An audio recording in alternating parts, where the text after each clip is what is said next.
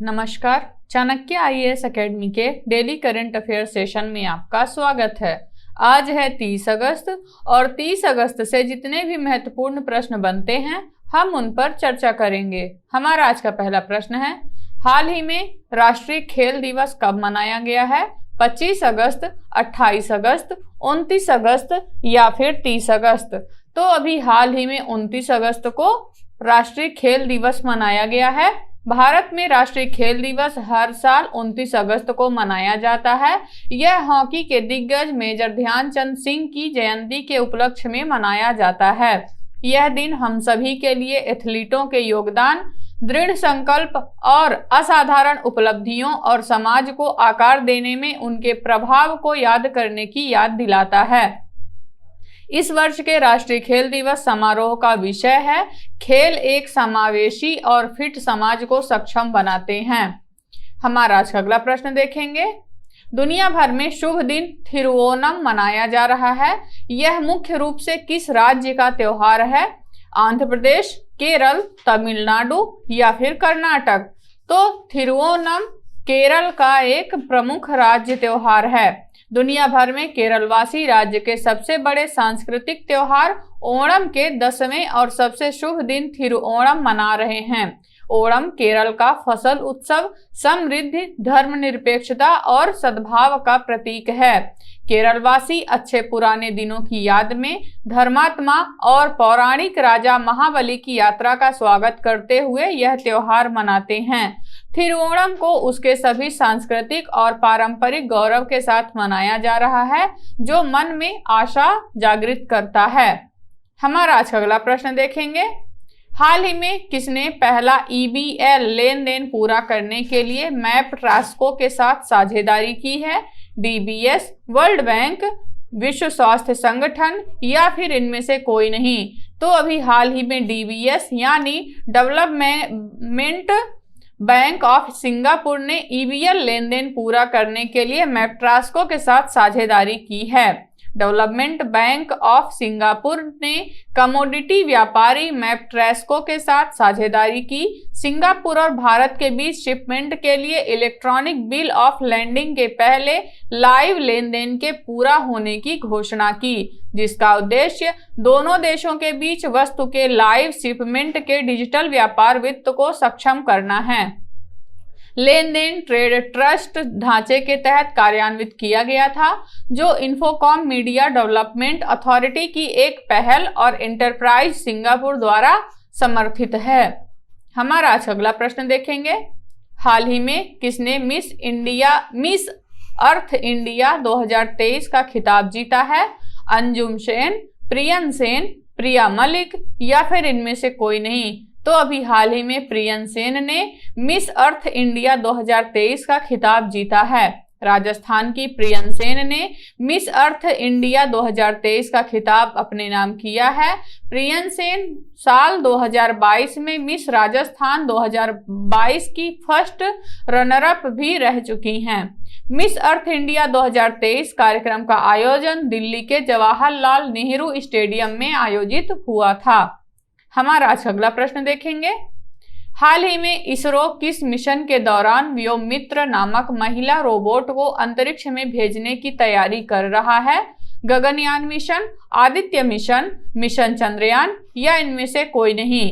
तो अभी हाल ही में इसरो गगनयान मिशन के तहत व्योममित्रा, जो कि एक महिला रोबोट है, उसे अंतरिक्ष में भेजने की तैयारी कर रहा है। गगनयान मिशन के तहत 2 शुरुआती मिशन इसी साल भेजे जाने हैं। पहला मिशन पूरी तरह से मानव रहित होगा। इसका मकसद यह तय करना है कि गगनयान रॉकेट जिस मार्ग से जाए उसी रास्ते से सुरक्षित लौट आए। इसके कामयाब होने के बाद ही 2024 में इंसानों को अंतरिक्ष में भेजा जाएगा। दूसरे मिशन में व्योममित्रा नाम की महिला रोबोट भेजी जाएगी। व्योममित्रा अंतरिक्ष यात्रियों की तरह काम करेगी।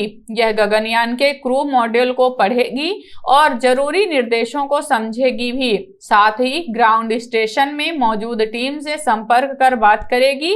इस मिशन के परिणाम ही इंसानों के अंतरिक्ष में जाने का रास्ता खोलेंगे। हमारा आज का अगला प्रश्न देखेंगे।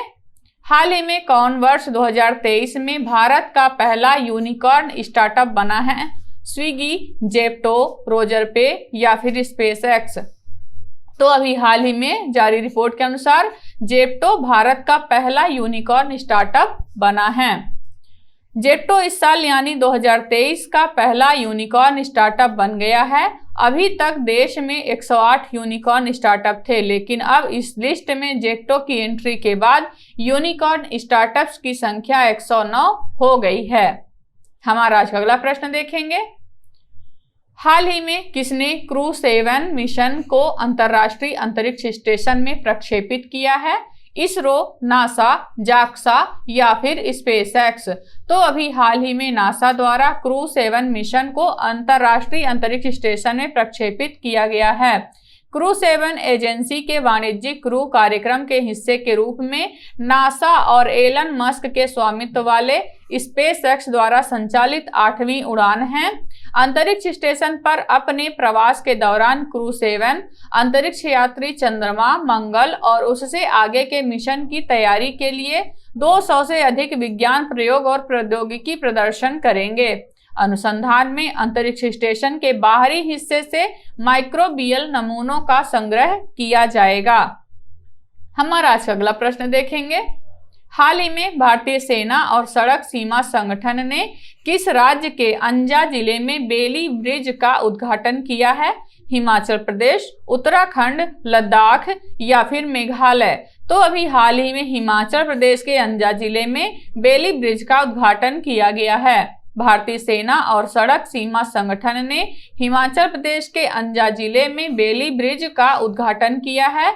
यह ब्रिज सीमा परिस्थितियों में महत्वपूर्ण यातायात संवहन का स्रोत बनेगा। युवा लोक निर्माण मंत्री विक्रमादित्य सिंह ने इस ब्रिज का उद्घाटन किया है और कहा कि यह शिमला और ठियोग को जोड़ने वाले राष्ट्रीय राजमार्ग 5 में स्थित बेली ब्रिज का निर्माण कार्य पूरा कर लिया गया है।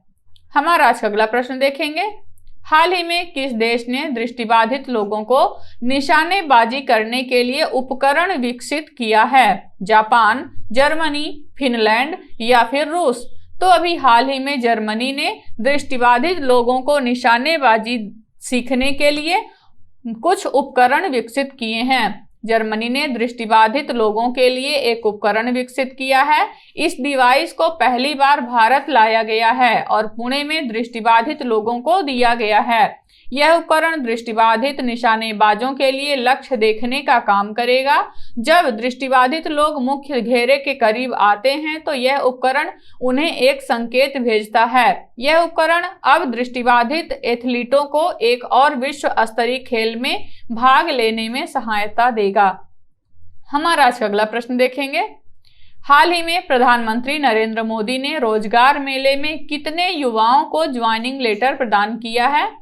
50,000, 51,000 या फिर 55,000 युवा या इनमें से कोई नहीं? तो अभी हाल ही में प्रधानमंत्री नरेंद्र मोदी ने 51,000 युवाओं को रोजगार मेले के तहत ज्वाइनिंग लेटर प्रदान किया है। उन्होंने अब तक 5 लाख युवाओं को ज्वाइनिंग लेटर दिए हैं। केंद्र सरकार का लक्ष्य 2023 के अंत तक 10 लाख सरकारी नौकरियां प्रदान करना है। प्रधानमंत्री नरेंद्र मोदी ने 8वें राष्ट्रीय रोजगार मेले के तहत 51,106 युवाओं को ज्वाइनिंग लेटर सौंपे हैं। ये रहे आज के हमारे कुछ महत्वपूर्ण प्रश्न। आशा करते हैं चाणक्य IAS एकेडमी द्वारा चलाया जा रहा करंट अफेयर सेशन आपको पसंद आ रहा होगा। हमारे ऐसे और भी कंटेंट से जुड़ने के लिए चैनल को सब्सक्राइब करें और बेल आइकन दबाना ना भूलें। धन्यवाद।